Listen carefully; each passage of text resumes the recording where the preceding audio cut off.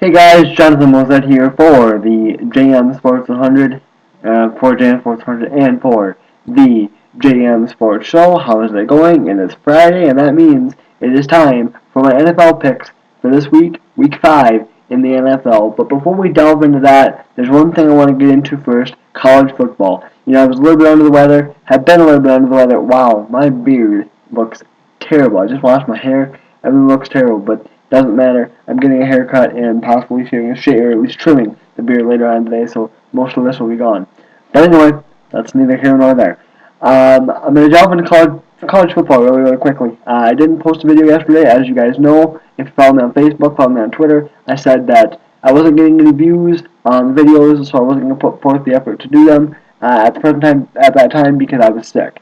I am better, and so I will go back to doing videos and go back to doing the JM Sports Show and stuff like that, and that starts with the NFL picks here. However, I did make college basketball picks last night. I do have to make them for tonight. There are 2 games tonight. There were 3 games yesterday. We are off to a great start. I posted them on Facebook, I believe. I posted them on Facebook, Twitter, and in a bulletin on YouTube. So let's take a quick look at those. First of all, yesterday we took Arkansas State to beat Florida International. They did that 34-20. We took UCF to beat East Carolina 40-20, and we took number 13 USC to beat Utah 38-28. They did that. So do your math. That quickly makes us 3-0 on the week to get off to a quick start for Week 6.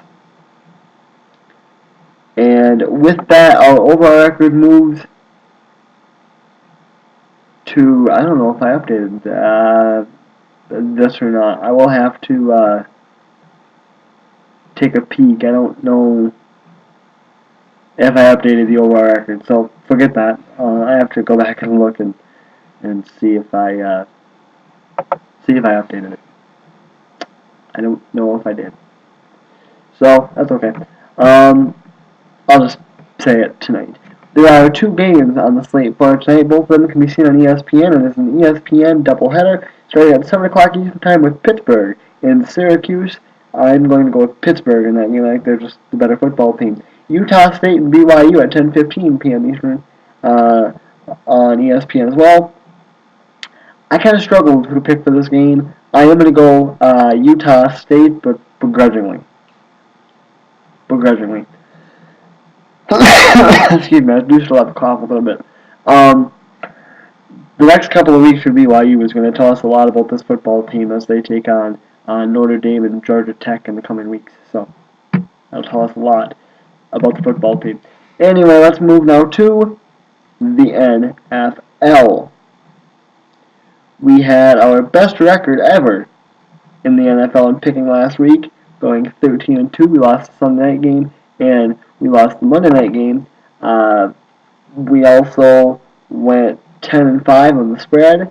However, we lost last night. We said that Arizona would beat Seattle and cover. They did not. 17-3 was the final there. Not really much to say about that. Arizona's offensive line is horrendous. That's about all you can say. It's hard to make plays when you're on your back. We are 40-24 on the season, 339-203 lifetime, 19-25 against the spread for the year and for lifetime. So, all right, let's get to some NFL matchups for this weekend, both spread and straight. We kick things off with Miami at Cincinnati. Cincinnati minus 4.5 at home. Let me just give you a quick, for those of you who don't know, when I say a team is minus 4.5, if I take that team, they have to win by 5. If I take the other team, that team can win or lose by no. They can either win the game, or if they lose the game, they can't lose by more than 4. So if it's plus, you round down. If it's minus, you round up. That's basically how it works, and that's how I'm going to say it from now on. Miami and Cincinnati, minus 4.5, or Cincinnati, or minus 5 at home. I was a little bit shaky about what to do here. Miami is one of those teams that's not good, but they're impressive. Ryan Tannehill is a good quarterback. I think will continue to be a good quarterback. Cincinnati, I'm not as impressed with Andy Dalton this year as I was last year. I don't know what it is. It just something just doesn't seem right there. I am going to go with the Bengals though to win the game, and I'm going to swallow the 4.5 points just because it is at home. This is a big number. This next game here: Green Bay Packers, Indianapolis Colts. Indianapolis Colts plus 7.5. Alright, now, there's a couple different ways you can look at this game, and that is especially with the Indianapolis Colts and Chuck Pagano, their head coach, and the leukemia thing. This is, I don't know for a fact, this is one of, if not the youngest team in the NFL. I do know that. And losing Chuck Pagano could be huge for them. Are they going to be able to stay afloat even without Chuck Pagano? That, or they could rally around him and play tough. Quite frankly, I think Green Bay is the better football team. Green Bay is breathing a sigh of relief after the schedule that they've had so far this year, with the Packers or with the 49ers, the Bears, the Seahawks, and the Saints last week. Now you get a not so great AFC team in a dome. Aaron Rodgers plays tremendous football in a dome. The Packers don't have Greg Jennings. Quite frankly, I really don't think that that's going to matter. I don't even think that this game is close. I'm looking forward to getting a look at Andrew Luck, but I still don't think this game is close. I will take the Packers for the spread and for straight up, so the Packers must win by 8. Baltimore and Kansas City. Kansas City is plus 4.5 here. By the way, I forgot to mention, the Green Bay Packers are our lock of the week. We won our lock of the week last week, taking the 49ers to beat the Jets. Baltimore and Kansas City. Kansas City plus 4.5 at home. This is a trap game. You're thinking, well, that's easy. Baltimore's only got to win by 5. I think Baltimore wins this game, but I think they win it closer than 5. If you look at Kansas City, because I heard this on ESPN radio, so I didn't really believe it. So I went back and I watched some highlights of Kansas City this year. Kansas City is not a horrible football team. Okay, they've been in some close games. Kansas City's big problem is turnovers. Kansas City's big problem is dealing with a pass rush. Well, with no Terrell Suggs, the Ravens don't have much of a pass rush. So Matt Castle is going to have time to make his plays. With that being said, like I said, I think the Ravens win close. Plus, the Ravens, the Ravens, you could tell after last week, they were tired, playing their 4th game in 18 days, and you can tell they were tired. I still think they'll win. I think Flacco will come out, and I think he'll play good. But Kansas City, Arrowhead Stadium, is a tough game to play. I'm taking the points, not going to follow them, taking them, you can have them.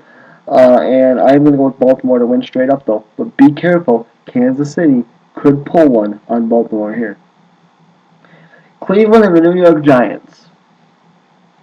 Giants will win straight up. I think that's pretty much just known. But the spread is kind of what has me a little bit nervous. The Giants are at home, minus 9.5. Well, what's the big deal, Jonathan? The Giants are a good team. The Browns are bad. Yep. But here's the thing about Vegas and about Lions. They matter to an extent of the Giants are not a very good home team. The Giants play better on the road. Eli Manning plays better on the road. And the Giants are not very good at covering the spread at home. Okay, they lost to the Eagles last week. They're not going to be happy about that. Listen, the Giants win this game. Spread's got me a little nervous. It really does. I am going with the Browns for the spread, though. I'm not going to swallow 9.5 points. That's too many. Philadelphia and Pittsburgh is our next game. Pittsburgh at home, minus 3.5. I am taking Pittsburgh and swallowing the points. It's a lot of points to swallow for the talent that the Eagles have. But let's not look at the Eagles last week and say, well, look what they did against the Giants. Yes, Michael Vick did look better, but they still have the turnover problem, and you cannot turn the ball over against Pittsburgh. You just cannot do it. Excuse me. They're expected to have Troy Polamalu back for the first time since I believe week 2. They could possibly have James Harrison back for the first time this year. That is going to be big, and I think that is going to cause Michael Vick to turn the ball over some. I really do. I think Pittsburgh is. I don't want to say Pittsburgh is the better football team because I don't think they really are. They're 1-2. Their only win came against the Jets team. They lost to the Broncos. They lost to the Raiders.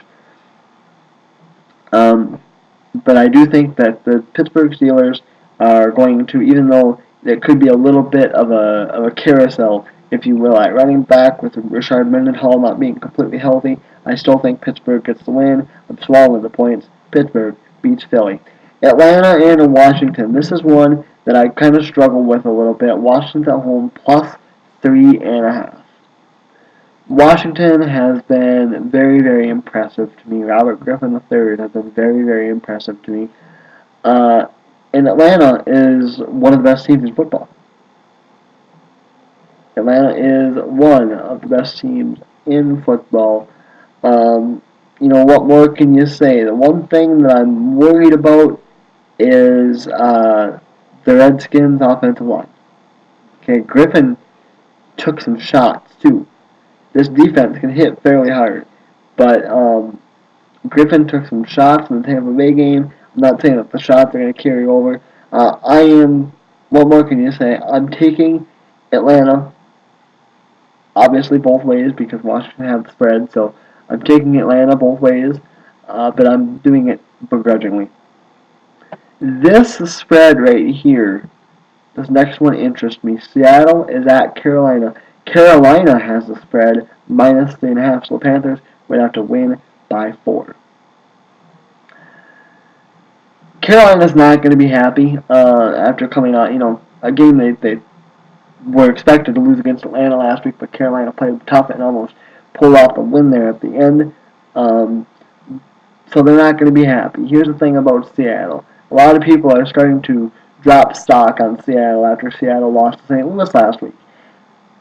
The St. Louis is a good football team. Okay, they showed that last night against Arizona. But the thing that worries me about Seattle is maybe the flashiness and the wow factor of Russell Wilson. Maybe it's starting to diminish a little bit. Maybe Seattle is starting to realize what they are. But Cam Newton going up against that very, very aggressive Seattle secondary, I don't think I like the chances. Okay, an immature Cam Newton who can make mistakes when he really shouldn't, like the fumble on the third down last week against the Falcons. I don't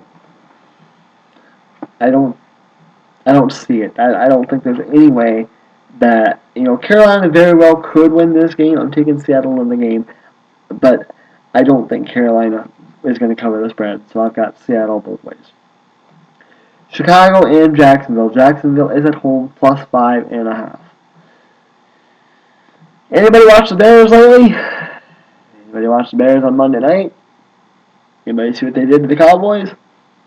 I'm sure you did. Quite frankly, I think this game's a no-brainer. Jacksonville's not good. Cutler's good. Cutler and Brandon Marshall, if they can keep up what they showed last week, they're finally hooking up. They're finally where they need to be. And that could be bad for the rest of the NFL. Quite frankly, I don't really think we need to spend a lot of time on this game. Defense, edge, Chicago. Offense, edge, Jacksonville. Special teams, I think I'd give the edge to Chicago there too. Coach, give the edge to Chicago. So, I think this is a Chicago no-brainer. I think this is a Chicago blowout. Chicago wins big. Tennessee, Minnesota. Minnesota is at home, minus 5.5. Jake Locker is out. Matt Hasselbeck will start.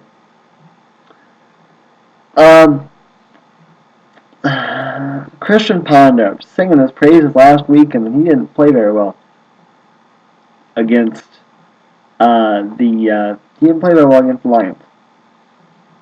The Titans played well against the Lions.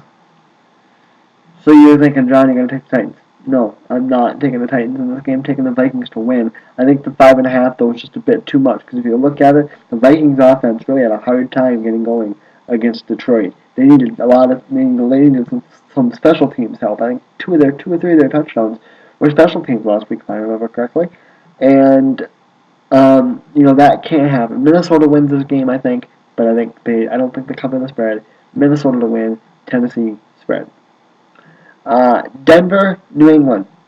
This one is a tough one to call because if you talk to anybody, nobody can really give you a definitive answer. New England is at home a touchdown favorite. 7 points.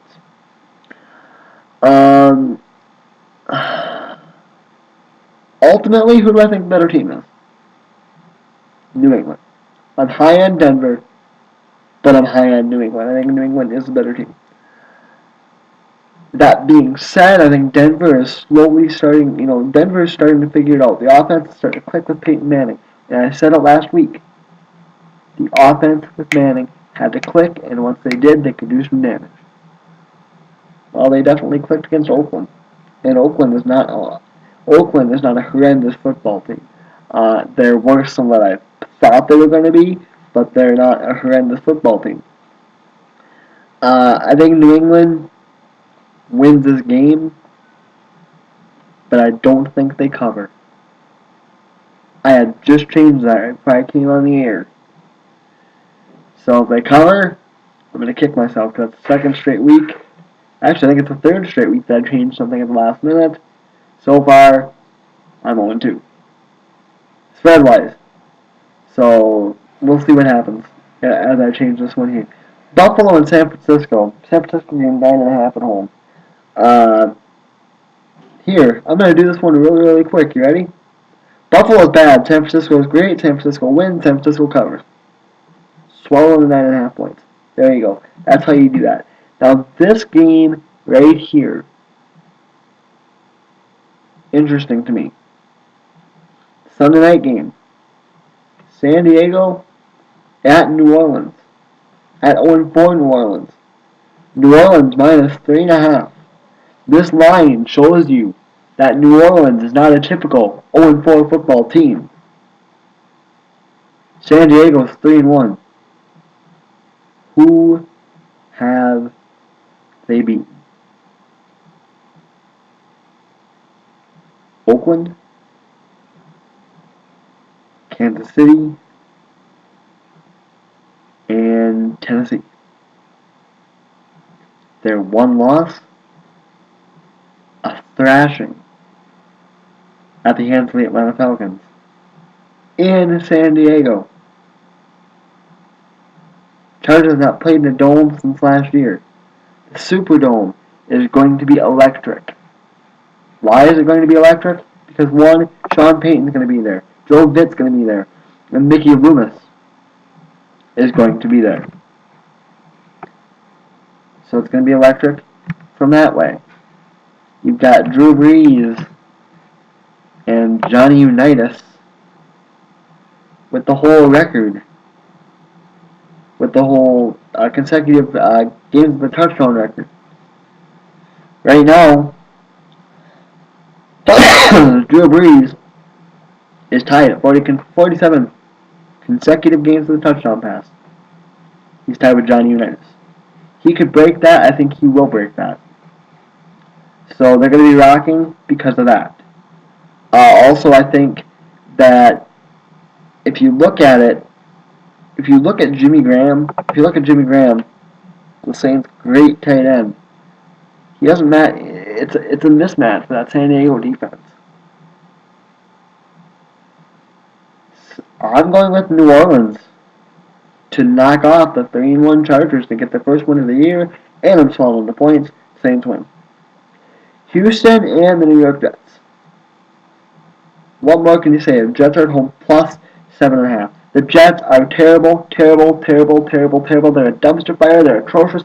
I can sit here and call them names all day long.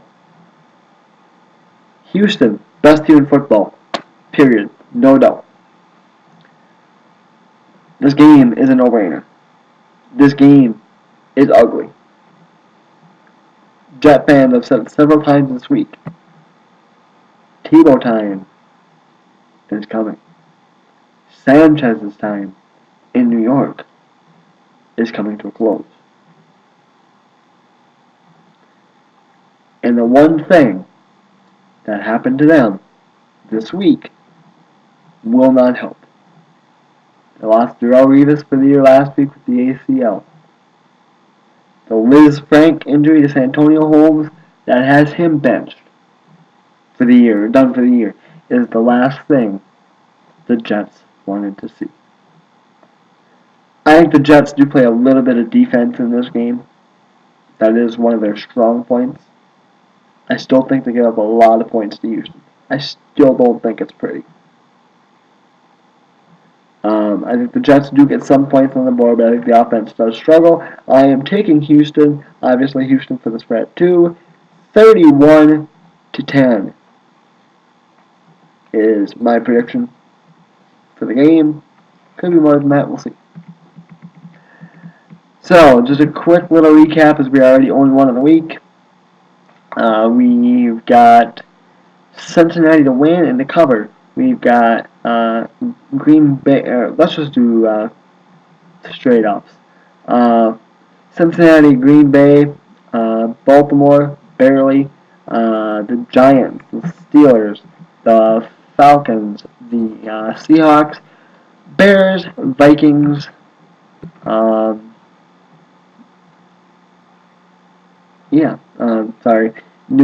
New England, San Francisco, New Orleans, and the Jets. And Houston. So, Houston, not the Jets. Don't want to do that. That will be ugly. Alright, guys, that is going to do it for me. A huge weekend in sports this weekend. Be sure to check it out. JM Sports Show, back on the air tonight. In just a little bit, actually, we have our first wild card playoff game of the year. Chris Medlin, Kyle Loesch will be on the mound, respectively. In the first game, Kyle Loesch for the Cards. It'll be interesting. So, like I said, Kyle Loesch, Chris Medlin. In Medlin's last 23 starts, the Braves are an astounding 23-0. So we'll see there. That'll be fun. Could be Chipper's last game. Be sure to check it out. You can check that out on TBS, CBS, TBS. And then the second one takes place as well tonight. Joe Saunders, I believe, is the probable pitcher there for the O's.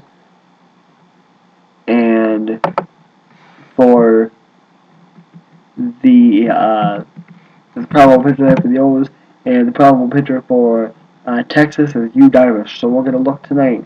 Was Yu Darvish really worth the money? Quite frankly, here's what I want to see. Here's what the me wants to see. I want to see Atlanta. I want to see Chipper Jones go further. And to be honest, I think he will. I think the Braves beat the Cardinals. And as far as Baltimore and Texas, I would love to see the O's get the win, but I think Texas will get the win. And Texas needs to. Quite frankly, here is my thought with the whole Texas thing. If Texas loses this game, Ron Washington is done. If Texas goes to the World Series this year and loses, Ron Washington is done. He gets outmanaged constantly, and it's not good. That could be the one thing to see here. It's only a one-game playoff sense of urgency. Will the veteran Buck Showalter, will he be able to outmanage Ron Washington? By the way, St. Louis and Atlanta take place 5 o'clock Eastern Time on TBS, and then Baltimore and Texas 8:30 p.m. Eastern Time right after on TBS. Both those are today. So on tonight's JM Sports Show, I will have thoughts about that. I'll have thoughts on the two games that I've picked. Remember, we've got Pittsburgh to beat Syracuse, and we've got Utah State begrudgingly taking them to beat BYU. So I'll have thoughts on that. I'll have thoughts on the baseball stuff and college football picks for this week. Some very, very, very, very, very interesting conference matchups. Can't wait to do it. I'll see you tonight. JM Sports Show. This has been the NFL Picks for Week 5. Once again, thank you for joining me. I'm John Limblesap for JM Sports 100 and JM Sports Show. I will see you later on tonight for the JM Sports Show.